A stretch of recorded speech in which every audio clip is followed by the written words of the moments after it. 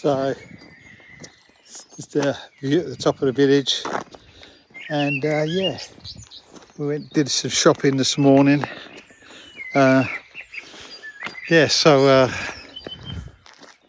sort of like a nice, beautiful weather day, but the times are hard at the moment in the family with some serious illnesses. There's two people in the family, close family, who are pretty bad. Diagnosis is they got a bruise diagnosis. Anyway, not good. So not feeling too bright about that. But anyway, so here's the second part of the part two of my story. And yeah, met Daniel on the beach, and so we kind of like shacked up straight away in the tent together and started living a romance at the age of 20. And she couldn't speak much English and my French was non-existent, so it was quite a basic kind of relationship, you know, which is cool. That happens, doesn't it? Yeah, in life. And that summer I lived probably the best ever summer of my life. It was literally just an adventure, and it was the first time I'd ever really been away on my own. I was 20, and you know, at 20 in 1980 was quite an experience, because you just weren't open to the world like now, and you know, communications was nothing. I went away and I think I phoned my mum twice in 3 months. Yeah, she was like livid, you know what I mean? Didn't know where I was, what I was doing, you know. And I phoned her up from when I was in. I didn't phone her up in Spain.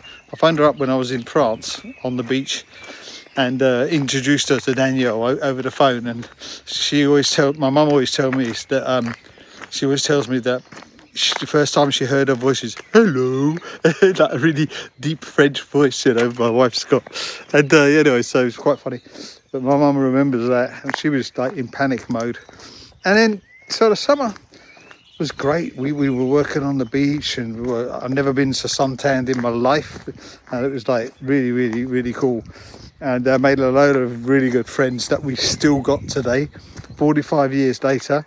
Some of them went on to do really, really good things in life, you know. So it's quite funny, because I think this experience of selling donuts on the beach and actually fending for yourself was a good kind of lesson in life, you know.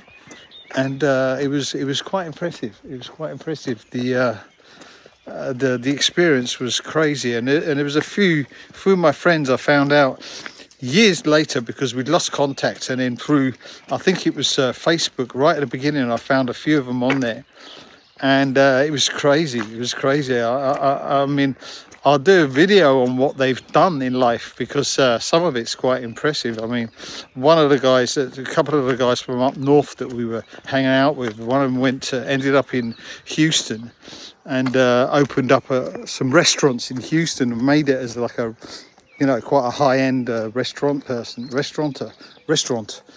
can't speak English anymore. It's amazing. Restaurateur. Whatever they call it in English.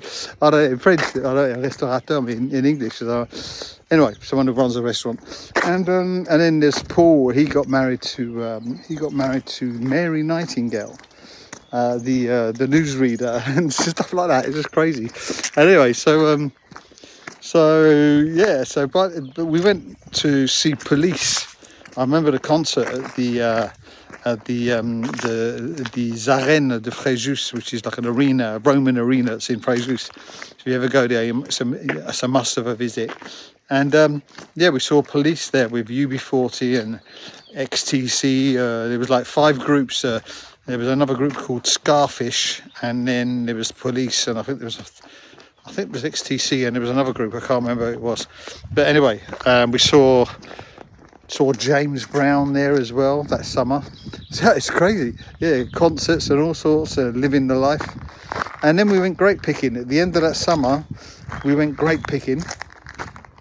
And that's where I kind of like, in grape picking, I didn't really like it that much. We did grape picking in the south, and then we went up we went up to the centre of France, where Daniel's from, in Burgundy, to do the second part of the grape picking season. So we did 2 weeks in the south of France, and then we moved up to the centre of France to do some more.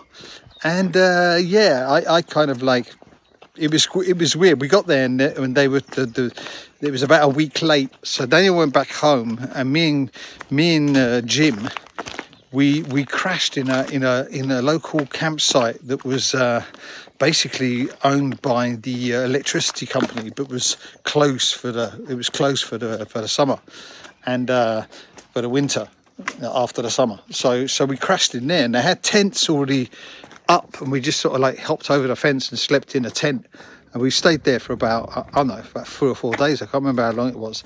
And there was these gypsies there, and they were cooking hedgehogs in the ground.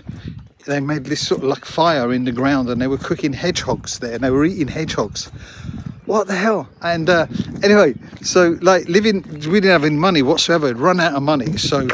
So with this, me and Jim decided to clean windscreens, because the gypsies, they said, yeah, that's what we do. We stand at the traffic lights and we clean people's windows. And so we bought the gear for that, like a windscreen, cleaner thing, and a bucket of water, and a bucket of water, London accent coming out. And so we stood there, and we said, we ain't gonna make money doing this, are we? Christ almighty, And we stood there for about an hour, and between the two of us, we made 200 francs. More than what we were making on the beach. 200 francs. People were giving us 10 francs, 5 francs. Amazing, couldn't believe it. And because it was a novelty thing then, and we were English, and they kind of like probably were sick of gypsies doing it, but as an English person, it kind of looked a bit different. And they were kind of like, people were really nice. They'd never seen it before. I mean, now you get run over if you do that. So back there, so we did that for a few days running, and we were rolling in it. We were like, really good. And then we did the grape picking for a lot less money. I don't know why.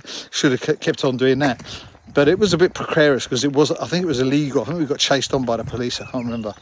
But anyway, we ended up doing grape picking, and that's where I kind of like didn't like the grape picking there, because it was freezing cold in the morning. You're talking about the beginning of October here. In Burgundy, it wasn't that brilliant. Getting up at 7 in the morning, and I was used to, the summer in the south of France was so hot. It was brilliant. And so after about a week, I said, I'm going home. I've had enough of this. And Daniel said, whatever. And we got into a bit of an argument. She wanted to stay, so she stayed on. And I left, her a note saying, if you want to come and see me in England, this is my address, blah, blah, blah. And thought nothing of it. I thought that was it. I thought our summer romance was over. And so like 3 weeks later, I was in England, and I was getting back into life in England, reminiscing the summer, feeling all lost without my Daniel. And I got a phone call, and she turned up in Derby. She got a ride with one of the guys we were with, and he took her to Derby, because she wanted to come to Slough, but he didn't want to drop her off in Slough. He said, no, you got to come to Derby. So he took her to Derby, but she wasn't